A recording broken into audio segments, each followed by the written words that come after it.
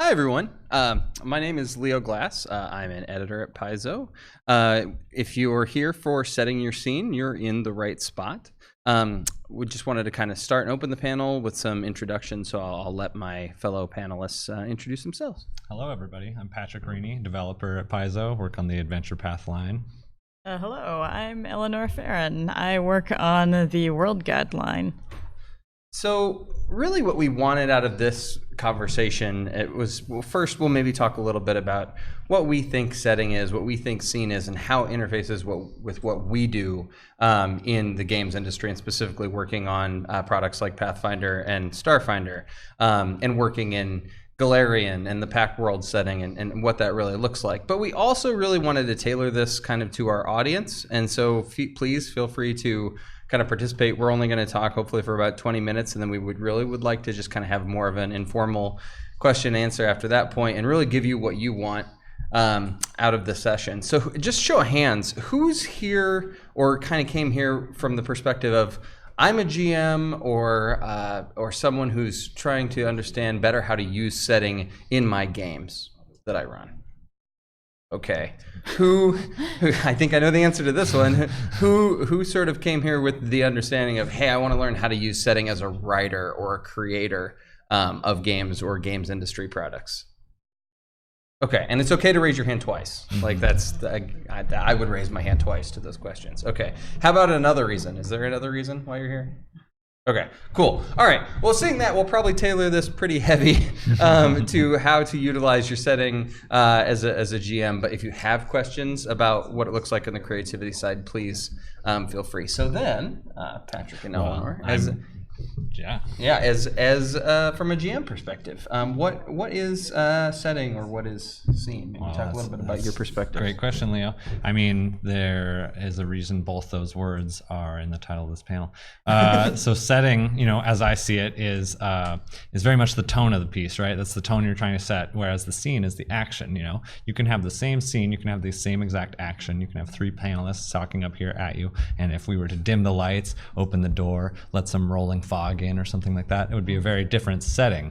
So when I think of setting the scene, you try and think of what's the atmosphere I want to create, what's the tone, what's the mood, what emotions do I want to evoke with this action. The same exact action can evoke very different emotions depending on how you deliver it. So that's kind of what we're here to talk about. What do you think, Eleanor? There's I guess you can sort of consider it on a macro and micro scale, the setting being the macro, the scene being the micro, setting therefore being just sort of the trappings and telling the story of the world through the flavors and pictures and buildings that you see there, whereas the scene is things you can interact with immediately. It's a little bit show and tell, but mostly show, right? You always want to be evoking images that evoke the emotions. You never want to say, "Oh, you're very afraid." It's like, okay, I'm not. Yeah. Well, and for me, I think both as an editor and a GM, honestly, like I tend to want to overstuff both of those, like my settings and my scenes, because I get a lot of good ideas. I'm kind of an ideator, and I will just kind of word vomit onto a page, and then I look at it and I'm like, wow, so that's a lot of detail, but are they details that really show or do something? Do they hold weight? Or can they be used to drive, like can you use setting to drive the scene, so to speak? And so one of the things that I think I read, actually it was in a course I took on RPG design this last month over July, an online course I took. It was really, if you can pick one crucial detail that can help drive the action of the PCs and games, so if everything smells like buttered popcorn in the movie theater, it's okay, that's expected. But if it smells like rancid bile, that might do something else. Or if it smells like roses, that might do something else. And so, and if you interface that with the creatures you set there, with things that are going on, then you're drawing connections that the players can kind of latch onto, I think, and dig into. But how about you all? So like maybe throw some challenges out there as far as setting scene goes. What challenges do you think you face from knowing what to include in your scenes and your games and your setting? Help me out, come on. It's a complex question. Yeah. Just They didn't come here for an essay. All right, fair enough. Yeah, we can keep. Well, I think the popcorn is a good example, right? Because if it's burnt popcorn, that signals something to the reader, player, viewer, versus, you know, it smells super buttery in here. It's like, well, there must be the new person on the job. If it smells burnt, could be the new person, or it could be someone left the machine on and they're gone. I think omission is just as important as addition when you're setting a scene, and I think that's what kind of you're saying, Leo, is so when you're framing a photo, for instance, you know, when you're doing this with your phone and stuff, one thing to always be looking for is like, oh, what are the distracting background elements? There's a person, you know, one thing that always happens is there's always a flag pole or something like that behind a person, looks like they're sticking out of their head in the photo. So you remove that, you change your angle a bit. Same with setting the scene. You remove the distracting elements, you hone in on the one detail. Olfactory sense is a great sense to play on because it evokes memory very powerfully for a lot of people. It's also a very difficult setting because you can't describe a smell very well. You say, well, it smells like popcorn. It's like, okay, my popcorn, is it your popcorn? I don't know. I'm an Ordenville Bacher kind of guy, you know. Right. You, yeah. Mine's unsalted. Right. Are you an Act 2 kind of person? Yeah, I don't know. So, you know, maybe that's another detail you could provide, though, I guess. Yeah, question. So building on the popcorn, so you say, you know, it kind of smells like popcorn in urine or popcorn in garbage.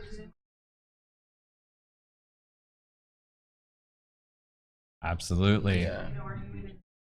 Absolutely.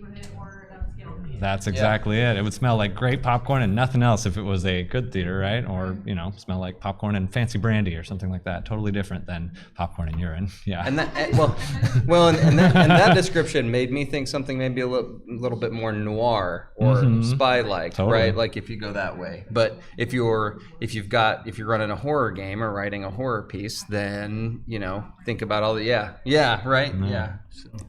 And certainly, going back to what Leo said before, you can stuff too many details into the scene, and you can also overemphasize details. I think I've seen like a picture online of the common GM issue of putting the one object in the room that everybody investigates, and it's just a picture of these chickens pecking at this bright red like faucet handle, and you want to avoid that. So when you go into setting the scene, I think you want to consider interactivity above all else.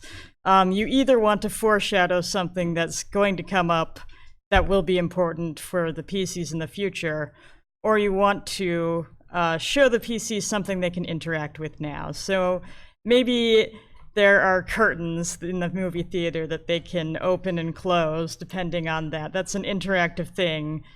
Maybe they'll do something with that, maybe they won't. Maybe there's a chandelier up in the fancy theater and they want to drop that on somebody. If there's a chandelier, your PCs will want to drop it on somebody.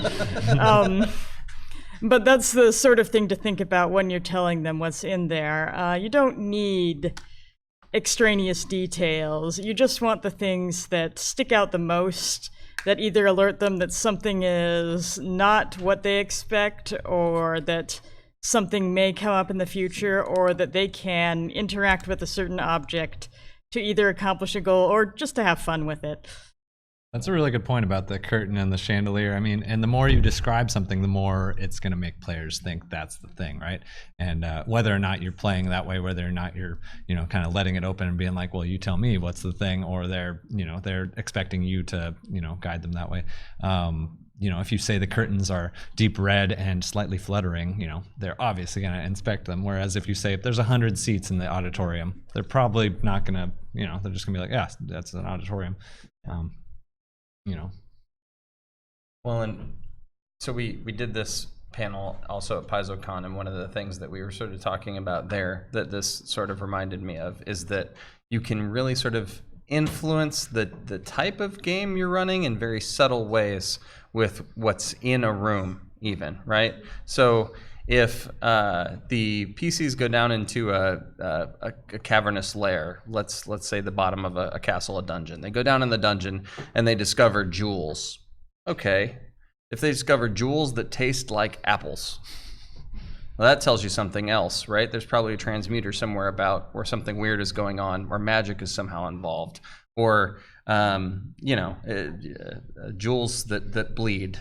Now, back to a horror setting, we've gone in a different direction. But what did I do? I just changed a couple words with each sentence, and I've changed a little bit of the tone and the feeling. And so, and I've raised a few questions in each of those statements. And so honestly, that's what I think setting does the best, that scene gives sort of compliments, is that setting sort of asks questions, and then the scene or the action, which is often driven by the PCs in a game, are their attempts at answering.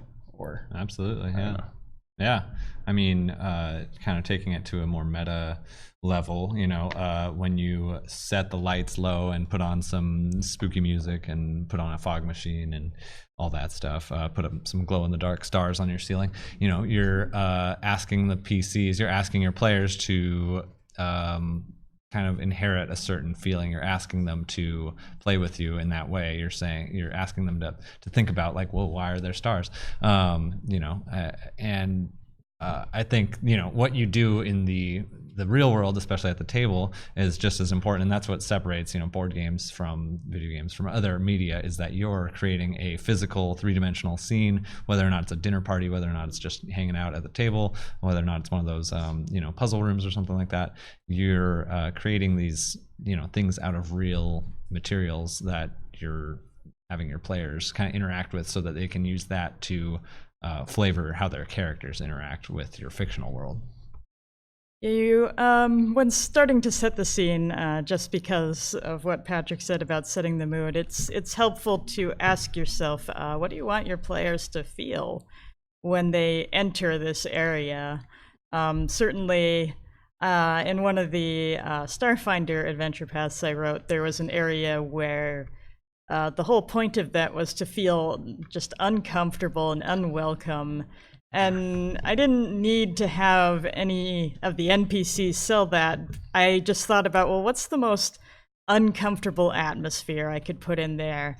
And thought of all the senses that we have and just pick out what I think were like the strongest impressions that I could convey in a short a few sentences, like a really strong smell of metal and nickel, and like a really muggy, oppressive, hot atmosphere.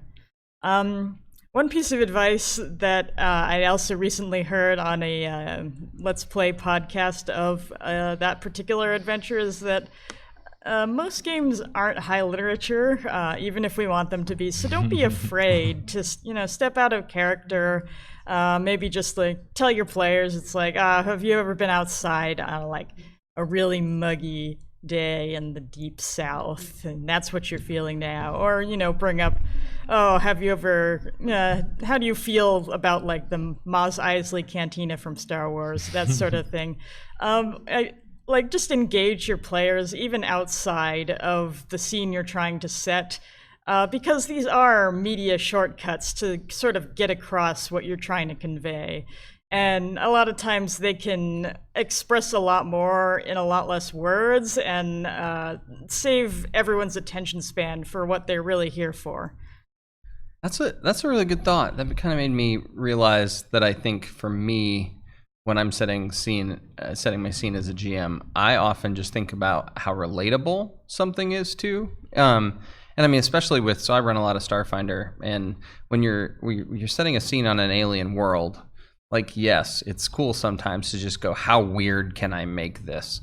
But if it's unrelatable, if the players, not only the characters, but the players don't have a locus or a place to sort of relate to that from, like when you were talking about how muggy it is, that's easy for me to go, oh, wow, like, I mean, I'm here in Indiana and it's hot and it's, I can easily like summon that feeling. But if you're like and I read this sometimes as an editor, you felt your mind twist in 6 different ways. It's like, well, that's good, but is there something that is maybe more relatable than that? Because I don't know what it's like to have my mind torn apart and say, well, maybe I do from editing some stuff sometimes. Yeah. But no, so I don't know. To me, I think there's an aspect of relatability to it too. Well, unless that's the intention, right? Because Cthulhu and Lovecraftian horror are not my cup of tea particularly, but because of kind of what you're saying is he's always talking about this unfathomable darkness, this this monster they gaze upon, and suddenly their minds are warped and they know nothing anymore. They've seen the truth, and it's like, okay, I'm definitely confused, which is probably what he's going for, and I'm definitely like, this is an alien world, it's unfathomable because I can't fathom these feelings. So it achieves the effect that I think Lovecraft was probably going for. Sure. But that's something to keep in mind. Do you want to achieve that effect, that bewildering, that I don't know how to relate to this, I'm a fish out of water kind of feeling, or do you want them to be like, oh, this is like when I'm spending time with my Nana?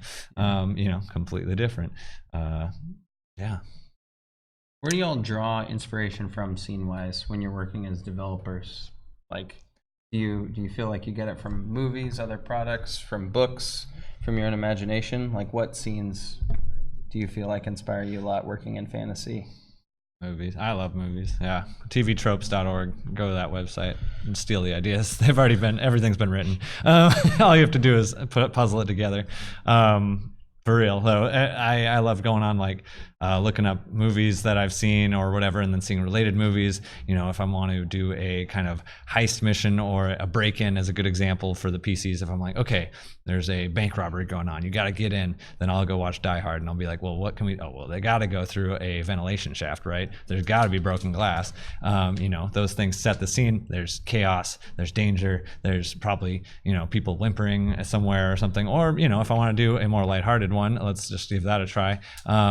Then I would watch a comedy movie. Another example is let's see. Eleanor talked about her writing a little bit earlier. I'll plug my own book. When I wrote the first issue of Giant Slayer a couple of years ago, the setup, the main crux of the adventure is that there's a murder mystery. It's like, who done it? Somebody got murdered, and you're trying to figure out who it is. Before that, although, is it's a festival. People are having fun. It's kind of like Burnt Offerings. If you ever played the very first Pathfinder, it's like everything starts out great, and that creates a beautiful contrast to the mayhem that lies in wait. Right. So if it started in the middle of things, which is also a very good way of doing things, the players are instantly, oh, frenzy, chaos, like action happening, goblins attacking everywhere. But if you set it up firsthand, well, you go to the food stand. What do you eat first? You want some elk, you want some like meat pie, whatever. Then they're in this certain mood. They have a little bit more investment. They're like, oh, it's going to be a happy time. Oh, it's not a happy time.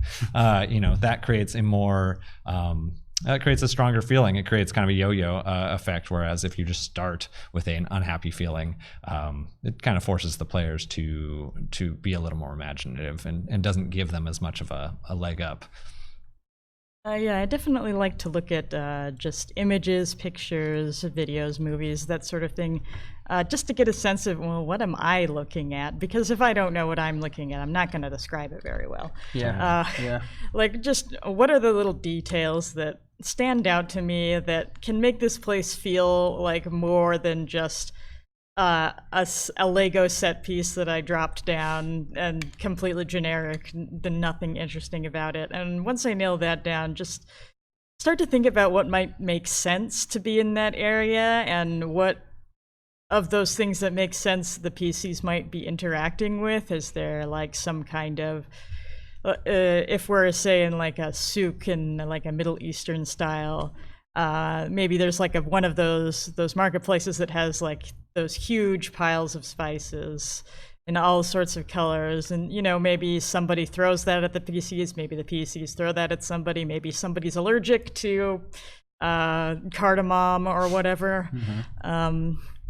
And also, whenever I am thinking of like a specific scene or problem that the PCs face. I like to just do research on the news and reality because it's usually weirder than anything I can come up with. Yeah. Honestly, and yeah, I think you'll find that if you set the scene just like logically, it will trip your players up more often than not. Going back to the Starfinder AP I wrote, I did have just like an area in a monster lair that was just like this blood-covered and smeared pile of trash. And of course they go digging through it for treasure, because that's what PCs do. But, if you do that in my module, you get exposed to disease. And I think one of the PCs that did that was like, why did I do that? What? Right. Who in their right minds goes digging through a blood-stained pile of trash looking for treasure? But that's what PCs do. And, just consider the logical repercussions of certain behaviors to help set your scene, and I think you'll have some good results. Well, and that's really tying the mechanics to the scene in an interesting way too, of like, hey, I can totally just inflict a disease right now, and I've got an opportunity to use those rules, and that's all driven by the scene. So, and as long as you're consistent, it's okay. Like if you do that one time, there's a trash pile, they get a disease, then there better be another disease behind another trash pile. Otherwise, they will feel a little duped. But yeah, I think you're right. It's interesting that RPGs, especially like tabletop games, have this level of players are willing to forego logic in a lot of ways. Like you're saying, why would anyone dig through a pile of trash? Like there's probably not treasure at the bottom, but in an RPG maybe there is. And it goes back to, why would you describe it unless it was important? Right. And you described it to have a little fun with the PCs, right? And everyone. There was treasure. Yeah. Well, there is. There you go. Yeah. So it's all worth it. And and then the rest of that game, the player has to walk around with muck all over them, and that certainly doesn't hurt the scene. That makes the scene even more fun. Sure. Certainly, I think you can feel like you've succeeded at setting the scene if you have a PC actually refuse to do something just because of the way you describe something. I know, one time, one of the players just opened the door and it was pouring rain, and somewhat unusually, he decided that I'm not going out in that, and just shut the door and left. I think at least at Paizo, one of the absolute masters of what we're talking about that I've read as I've edited their work is Ron Lundeen, personally, because reading, I think it was Dead Roads in the Tyrant's Grasp AP, but kind of what you're talking about, Eleanor, where you kind of knew what you wanted to do with the logical aspect of this trash pile. There's a painting in that AP that just does a lot of good work in that it's an interesting focal point for the room, so it sort of makes the room seem creepy and weird. Then as you go up the stairs, the painting starts talking to you, so it's now also sort of a quest giver. It ends up being a puzzle and sort of also a trap.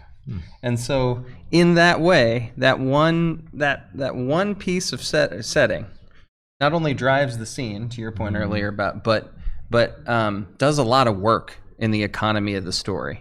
And those are the types of set pieces that I think in games writing work the best. And does so efficiently. Yeah, you have one painting. It's kind of like I think you were talking about, Eleanor, like the painting that, or was it Yulia? There was a painting that really distracted players, right? They couldn't focus on anything but that one painting, even though it had nothing to do with it. But that's a great idea. And if you, as the GM, have a picture up on your monitor or whatever, I like to play with a monitor and have a picture up or something that evokes the image. Then that's even better because they can look at it while you're talking.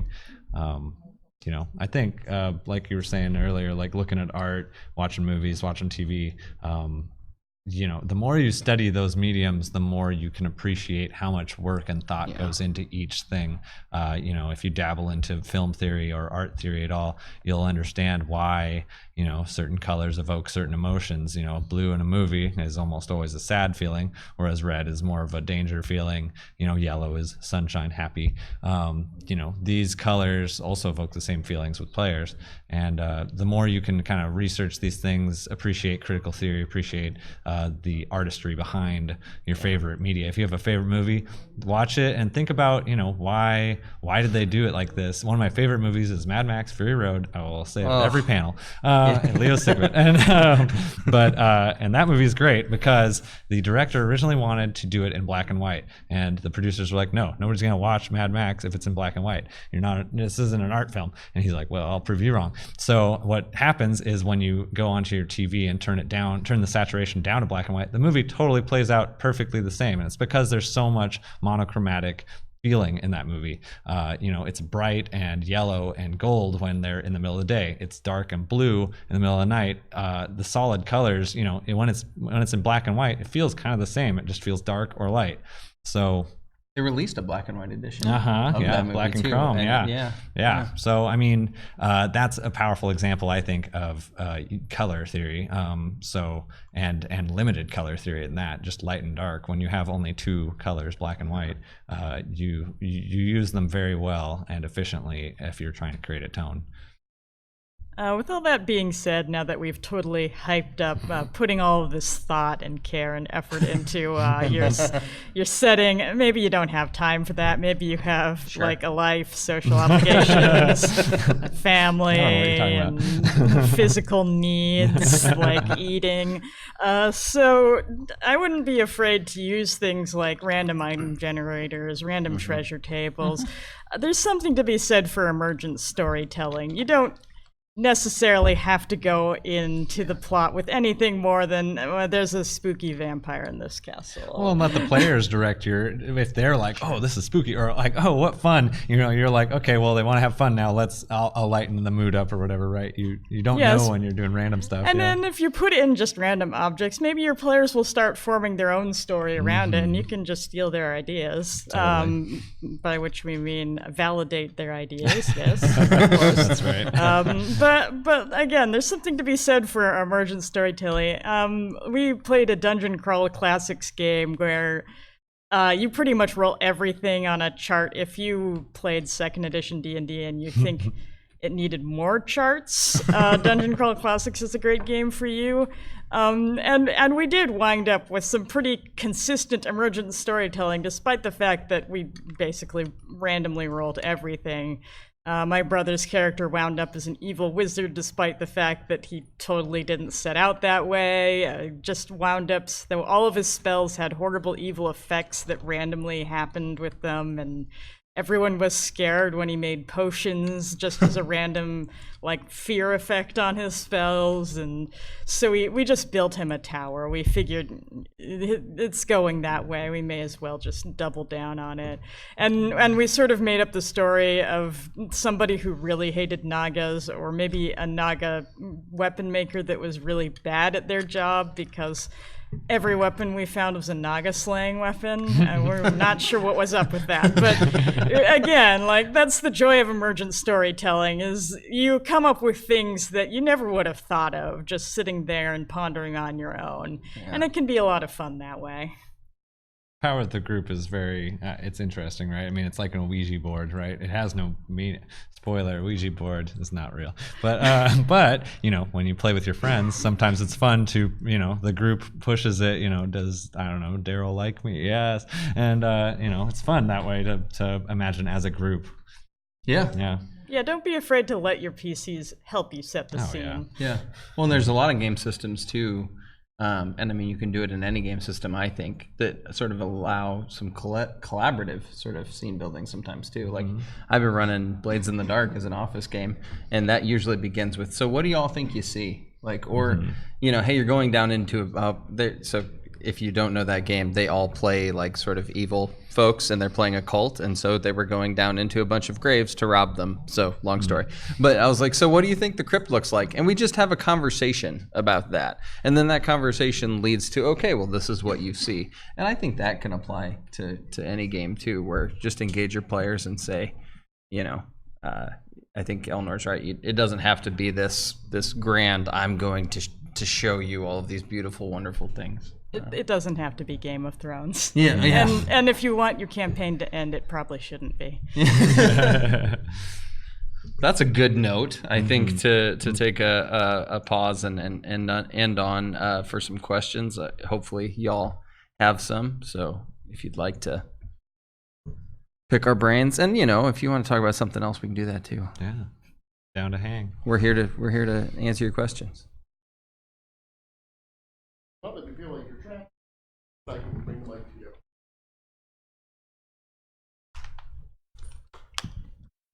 Yes, I was wondering, when do you guys feel that you've given too much? Because I feel sometimes when I'm writing a scene or a session, I might give away too much and take away the imagination from the players. And then I'll be like, oh, well, I screwed up. Let me next time. And then I don't give them enough and they don't have enough to go on. How do you find that fine line between too much and not enough? That's a good question. That's a hard question, yeah.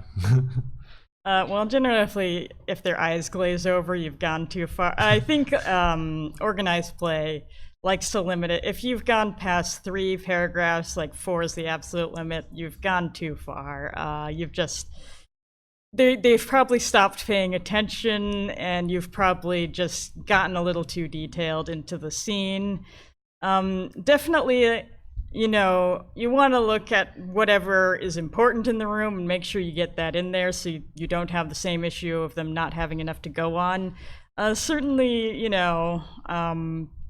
interacting with the PCs, like they can ask questions. Like sometimes they'll ask, oh, can I look under so and such for evidence of this or that? And if you can sort of tell that maybe they're not getting what you set out to portray, then you can just use those questions to add in further details. I'd say, probably, definitely we try to avoid the whole, oh, I forgot to mention the blue dragon in the room.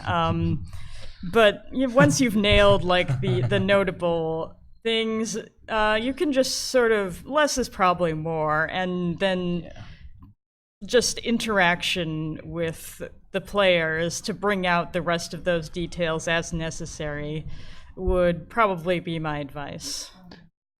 I think less is more is always a good. Yeah.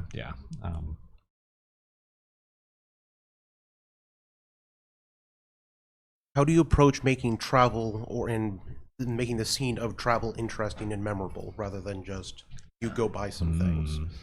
Well, ask yourself, why do I want this scene of travel to be memorable? Lord of the Rings is the quintessential example of a memorable journey. It's literally the entire film book, trilogy is them going from place A to point B. Whereas other, same with Mad Max, but other mediums, you don't always say every, there's lots of movies where it's like, oh, we're gonna go check out that spooky house on the hill, and then cut to they're on the hill. I think choosing which travel scenes you want to be memorable is as important as getting to the point. One thing I do when we're going through the forest or whatever with a group of PCs or whatever is, I'll just ask. I'll say, well, we're about to head out. What position do you guys take in the caravan?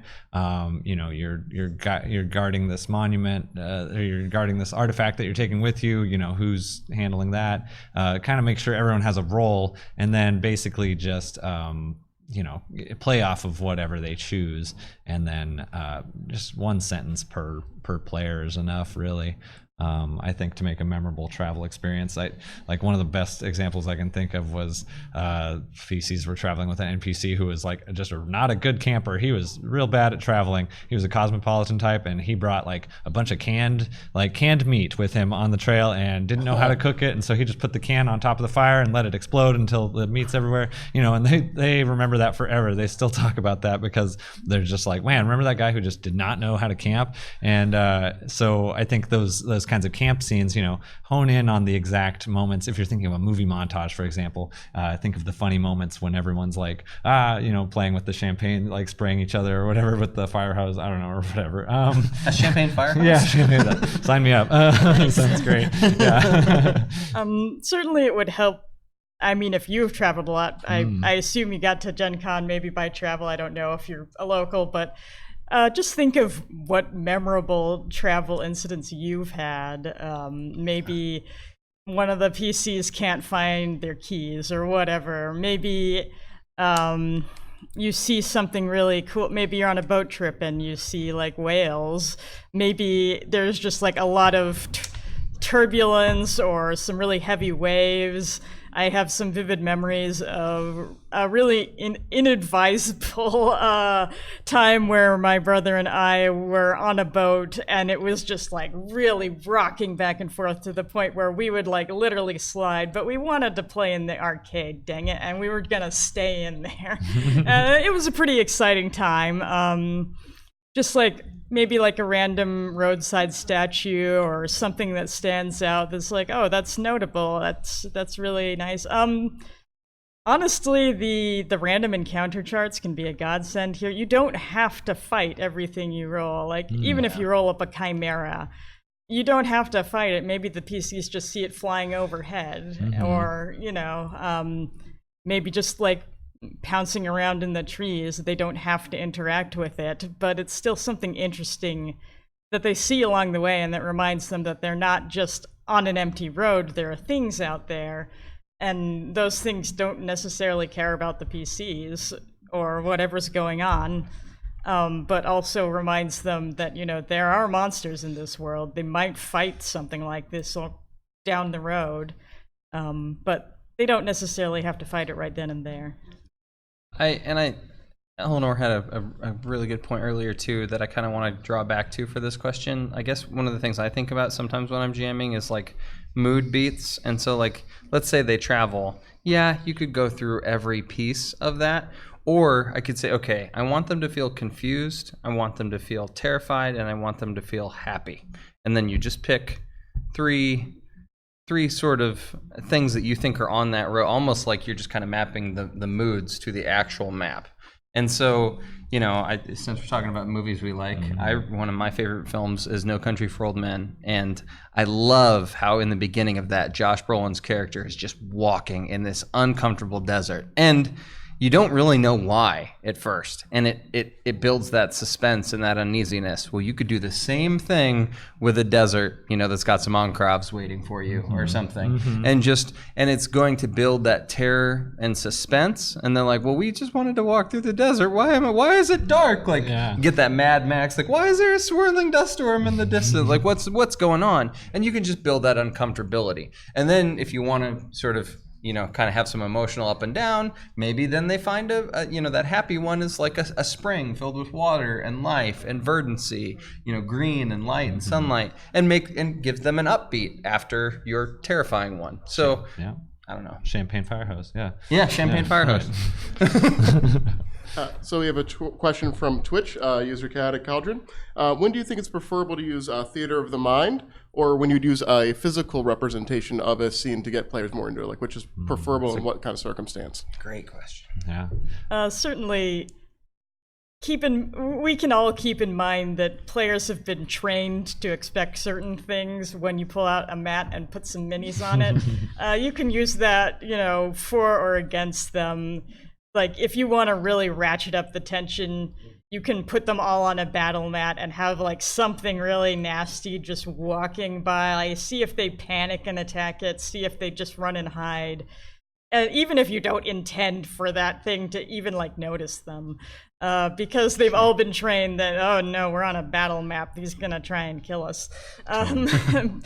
But and certainly theater of the mind definitely leaves them in the more of a, oh, we're probably safe right now. So that's a tool you can use to sort of play with the scene, play with expectations.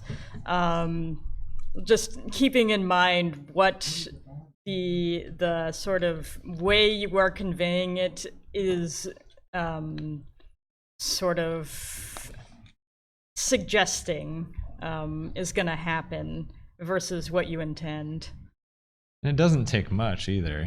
I mean, a horror game or a deep, moody game, you think in your head, well, I need a crystal ball, I need like a bunch of candelabras and stuff. If you put a single candle in the middle of the table and turn off one of the lights, you usually, you just unscrew the bulb, then that's enough. I mean, people will understand. They'll cling on to that. They'll be like, well, Brian doesn't usually have a candle on the table or whatever, so it doesn't really take much at all. Yeah. Yeah, put a slight hint of a loved one that died last year Sing- flickering in the flames, and now single you've got a totally different slice of ham. Yeah. Yeah, or a ham and a candle. Uh-huh. Yeah. An egg. But yeah, for me, I use theater of the mind almost always more. But like, I just do it for speed. I don't think there's a right or wrong answer, and I've loved Eleanor's answer of, well, I'm just going to put a battle map out and watch them squirm. That's fun too. So Yeah, from a mechanical, just like system standpoint, the theater of the mind is good for less precise, more PC interactive scenes, even things you don't necessarily want to be clear, especially like horror. If there's things in the darkness and you have out a battle mat, well, your PCs can probably just make a spot check and see right where they are. And then you have to put like some Wraith minis on the table, and it's not quite as scary anymore. Whereas, that battle mat is good for precision. Like if the whole point is that you're hunting for something and trying to figure out where it is, then that battle mat is very helpful, as opposed to, theater of the mind, where it's like, well, it's over there somewhere and in a tree. Well, what tree? Which tree? Is it an aspen tree? I don't know. Whatever. So that's another thing to keep in mind when you're choosing which tool to use for the scene. yeah. How do you handle when different characters in the scene have different perceptions of what that scene is? Like in you mentioned darkness, when some characters can see further in the darkness than others can. I mean, how do you, reconcile that? I have a blind player character in my Starfinder game, and I often find myself thinking about what details they need to make things interesting and to be compelling. And I've never given so many descriptions. So we've kind of created our own alien sort of species for that game. We wanted to play basically this race that was like clinging to their last bit of existence on the edge of a black hole, and wanted so much of and so they have grav sense as like a blind sense, and so that species sees through gravitational forces. And I've never had to describe more things in the sense of how much they weigh than in that game. But it's fun because it's just another way of thinking about it. Like, I'll be like, so there's something extremely heavy in the center of the room, and all the other characters know, oh, that's just a column. But like sometimes that will, or there's something extremely heavy in the center of the room, but you take just a small impression right in the center of it. Well, that none of the sighted folks could see that, right? And so I think you just want to sprinkle in, and I mean, maybe I'll have better ideas, but I guess personally having some experience with that, I just try to tailor it to everyone, so I might sometimes even give 2 descriptions quickly, or, but I mean, personally, I want diversity in my games and in my party, and I want people to feel like they can play all sorts of different types of characters, and people should feel included, so that's the approach I take.